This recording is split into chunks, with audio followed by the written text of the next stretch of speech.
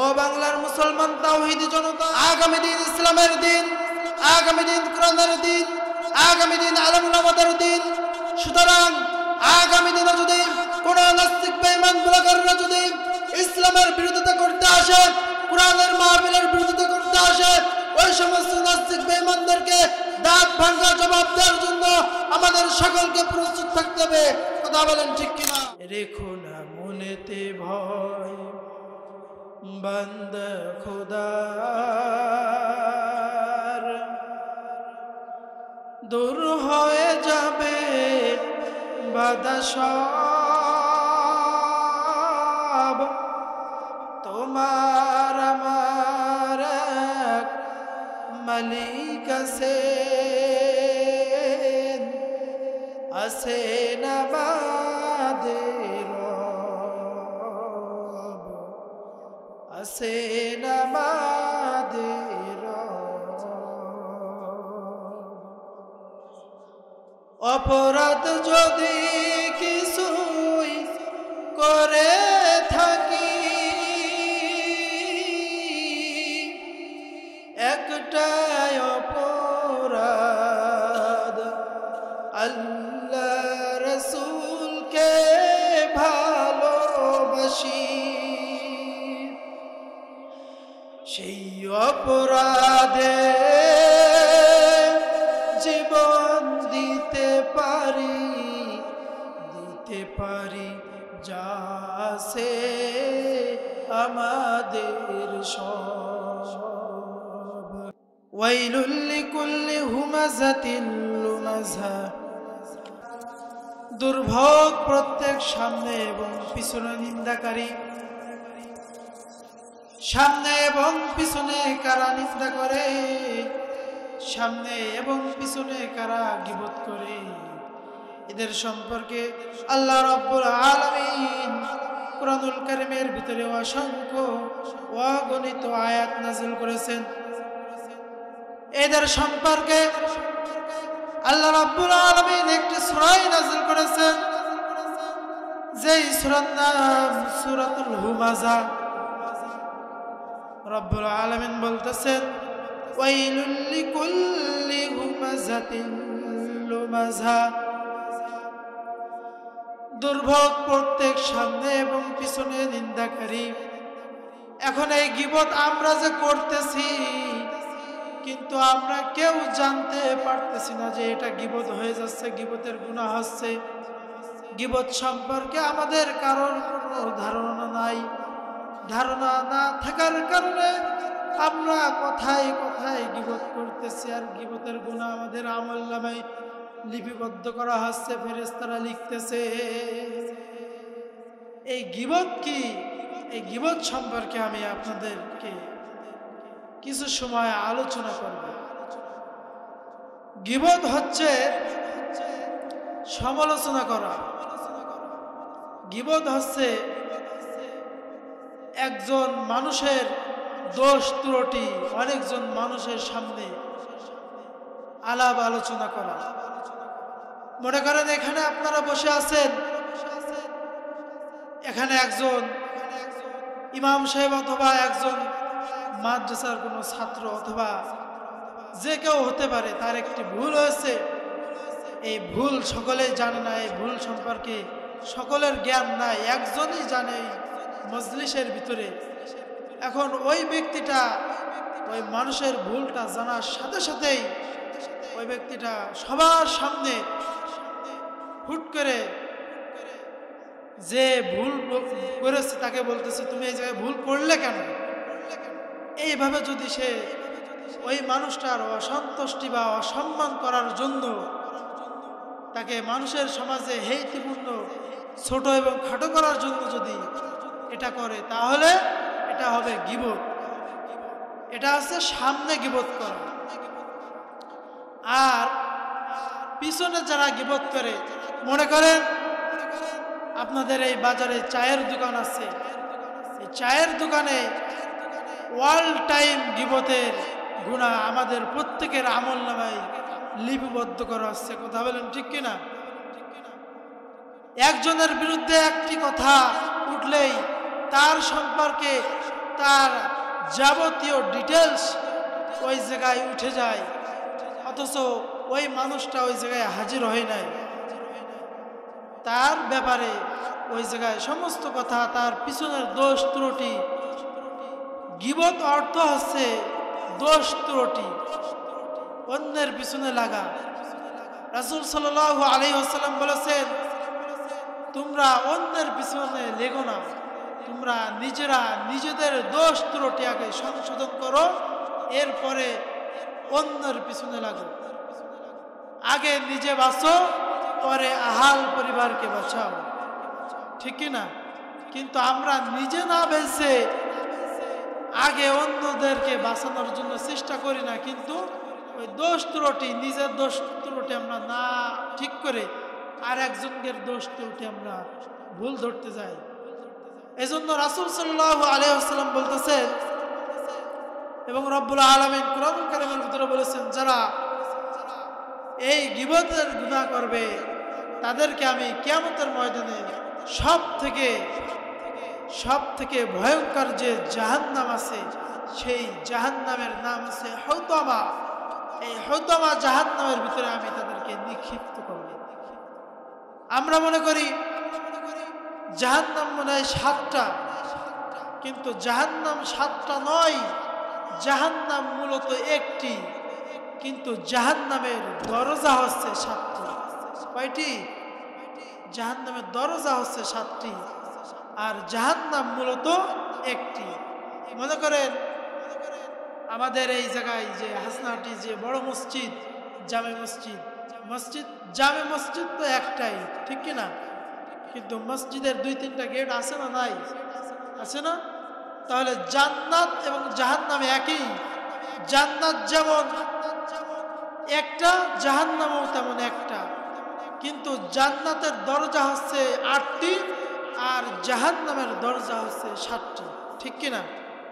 রব্বুল আলামিন বলছেন, হে ঈমানদার লোকেরা, তোমরা অনেকে ধারণা পোষণ করেছো যে তোমরা যে গীবত করতেছো, এই গীবতের ব্যাপারে কাল কিয়ামতের ময়দানে তোমাদেরকে কোনো প্রশ্ন করা হবে না, তোমাদেরকে কোনো জিজ্ঞাসাবাদ করা হবে না। কিন্তু তোমরা মনে মনে এই ভুল ভাবনা আর এই ভুল ধারণা যারা ভেবে নিয়েছো, আমি আল্লাহ রাব্বুল আলামিন এর জন্য এই কোরআনুল কারীমের ভিতরে আয়াত নাযিল করে দিয়েছি। এই আয়াত তোমরা পড়বা, আর এই আয়াতের যে তরজমা আছে, এই তরজমা তোমরা পড়ে এই তরজমা অনুযায়ী তোমরা নিজেদের জিন্দেগিতে আমল করবা। এরপরে আল্লাহ রাব্বুল আলামিন অন্য আয়াতে বলছেন, লা ইউহিব্বুল্লাহুল জাহরা বিস-সুই মিনাল কওলি ইল্লা মান যুলিম। আল্লাহ রাব্বুল আলামিন বলেন, আল্লাহ মানুষের মনের কথা প্রকাশ করা ভালোবাসেন না, তবে মানুষের উপরে যারা জুলুম করে, মানুষের উপরে যারা হামলা করে, নিরপরাধ মানুষদেরকে যারা অপরাধী বানায় দেয়, কাল কিয়ামতের ময়দানে ওই সমস্ত মানুষদেরকে আমি এমন অবস্থায় উঠাবো তারা কল্পনাও করতে পারবে না। আমাদের সমাজে মানুষের উপরে জুলুম আছে না? নাই। মানুষের সাথে এমন অন্যায় অবিচার, এত পরিমাণ জুলুম হয়েছে, যেই জুলুমের কথা যদি আমরা এখন বলি, ওই জুলুমের কথা বলতে গেলে আমরা নিজেরাই ঠিক থাকতে পারবো না। যারা গরিব অসহায় মানুষ, তাদের সাথে যে পরিমাণ জুলুম অন্যায় অবিচার করা হয়েছে, আর তার চাইতে বেশি জুলুম অন্যায় অবিচার করা হয়েছে আলেম ওলামাদের উপরে। বর্তমান তো 5 আগস্টের পর থেকে এখন তো বাংলাদেশে তাফসীর মাহফিলগুলো উন্মুক্ত করা হয়েছে, কিন্তু এর আগে আলেম ওলামারা ওয়াজে মাহফিল ময়দানে কোথাও কোনো জায়গায় যে ভালোভাবে কথা বলতে পারে না, কোরআন হাদিসের কথা তারা বলতে পারে নাই। কোরআন হাদিসে যেটা আছে সেটাই কিন্তু আলেম ওলামারা বলে। কোরআনে যে রাজনীতি নাই, যে সকল মানুষ বলে, যে হাম্মুকরা বলে, ওরা আসলে হাম্মুকের দল, ওরা আসলে কোনো লেখাপড়া জানে না।